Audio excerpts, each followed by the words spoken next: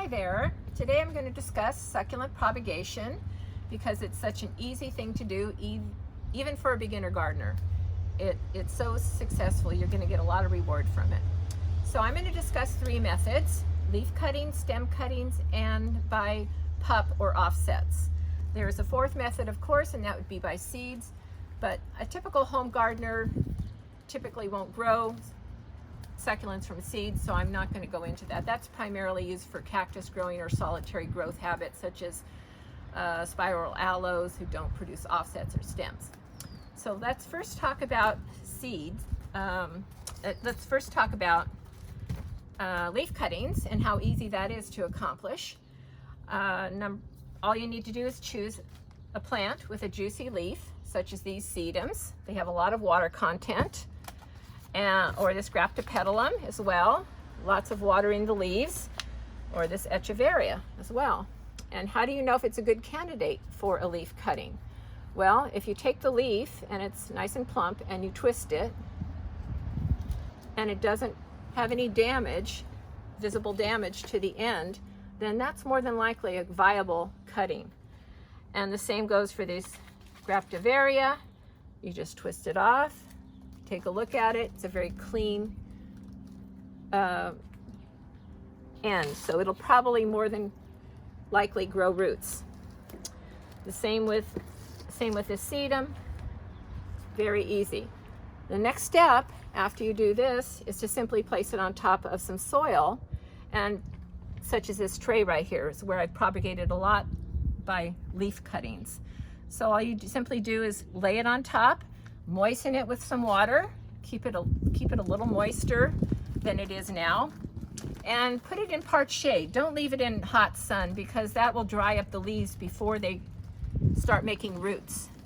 So after about 3 or 4 weeks, what you're going to get is some root formation, and you may not see the roots because they're going to be in the soil, but if you pull it out of the soil, you'll notice there's quite a few roots that formed there, and you'll see a little rosette forming there as well.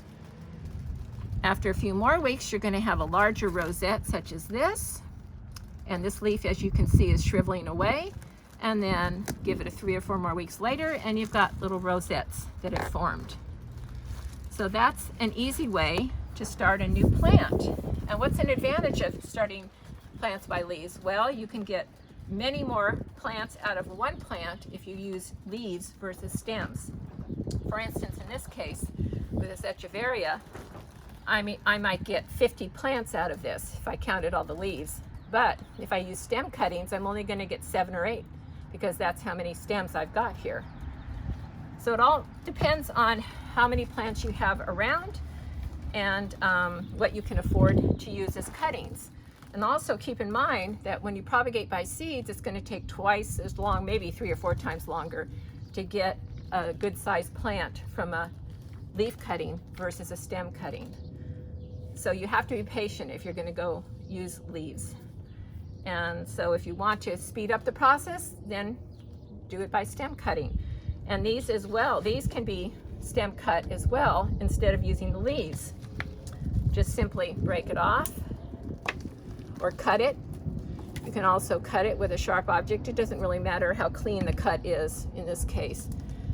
But you want some viable nodes because the leaves are going to emanate from where the roots are going to emanate from where the leaf nodes were and are. So the more nodes you have, the more likelihood that roots will form.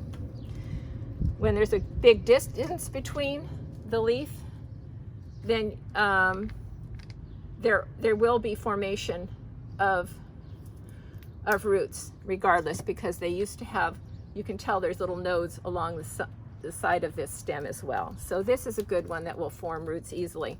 But be sure, before you place this in soil, be sure you dry out the end so it's no longer green, so it's calloused over, as in the case of this one. It's been sitting here for maybe a few days now. It's pretty dry, and that's what you want before you put it into soil. If you don't, it's likely to suck up too much water and rot the plant. It's already full of water in the leaves. You don't want to add too much more water or you can rot the plant.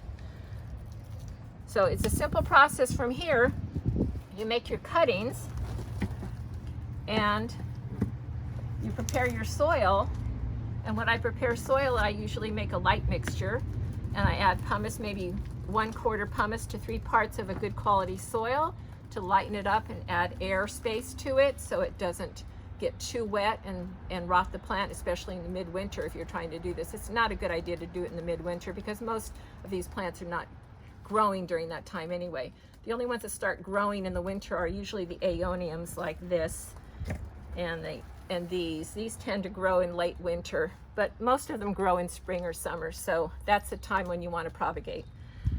And preferably with no flowers on them. But if you do find flowers on the leaves, then you just want to make sure you cut them off because you don't want the energy for the roots to go to the flower making. You want the energy to go to the roots. So I've just cut off all the flowers on this, and now I have possibility of quite a few stem cuttings from this calendrinia. Now I could also use the main stem if I wanted to, but that's not going to make a very pretty plant. So I will discard this and I will just use the smaller ones because they're going to make a nicer looking plant to begin with. So simply remove the leaves, being careful not to damage the stem. If these were leaf cuttings, you want to make sure you don't damage the leaf, but in this case you don't want to damage the stem because that's where the roots are going to emanate from, these nodes. And you only need a couple of leaves on top, and you need at least 1 node below. In this case, I've got like 3 nodes below, so I'm being extra cautious, I guess you'd say. Now I want to make sure that this callus is over on the end before I put it in soil. But once I have my soil prepared, I wet the soil, poke holes in the soil with an object, and simply stick it in, and then tap around it to decrease the airspace around the stem. You don't have to tap heavily, just lightly, just to get rid of the airspace. And then you just wait, and you've got a plant much sooner than you would with a leaf cutting. So let's see, other options when you make leaf cuttings, stem cuttings, excuse me. If you have an option between this one or this one, this is your better option for growth. This is a very dried out stem region. It's not going to have a lot of viability in it. And it looks very dry and everything. And then it's also got a flower on the end. So that's definitely something you don't want. If you did have flowers, if it was flowering season, it's simple enough to do this. But I still would not choose this one because it's too dry. So this would be a much more likely candidate. I could make several cuttings from this. Here's 2, for example. This is the apical tip end. This is the cutting that's more than likely going to start roots, probably 100% sure, as long as this wasn't real floppy on top. As long as it's holding upright, it has some energy in it. This is the one that's probably going to set roots faster than this mid-cut one. And I usually do pinch off the apical tip just to force energy back down. And then instead of twisting these off, which could cause damage to this tender stem, I would cut these off. Again, I'll wait a few days for this to callus over and then place it in the soil and gently tap around it to reduce the airspace. And this is your next cutting. Do the same thing. And you've got your second cutting from that same stem, It's as simple as that. And then you want to place these in part sun, just maybe a little morning sun, not intense heat, and maybe water about 3 times a week, and you'll have a plant in record time compared to the leaf. Now the other method I want to discuss is propagation by offsets or pups. Now when we propagate by pups, there's usually less stem involved. And this is an Echeveria elegans, and they happen to have pretty decent stems attached to them. But in many cases, you won't get this long a stem. And then you would have to be careful about placing it in the soil because you don't want soil right next to these leaves, these juicy leaves, because that could potentially rot it. I'll give you another example. Here's another Echeveria. I removed this yesterday, and it's already like calloused over. but I would give it another day. As long as the leaves don't start getting too floppy, I would let this dry out a little bit longer. It already has a couple of roots forming, by the way.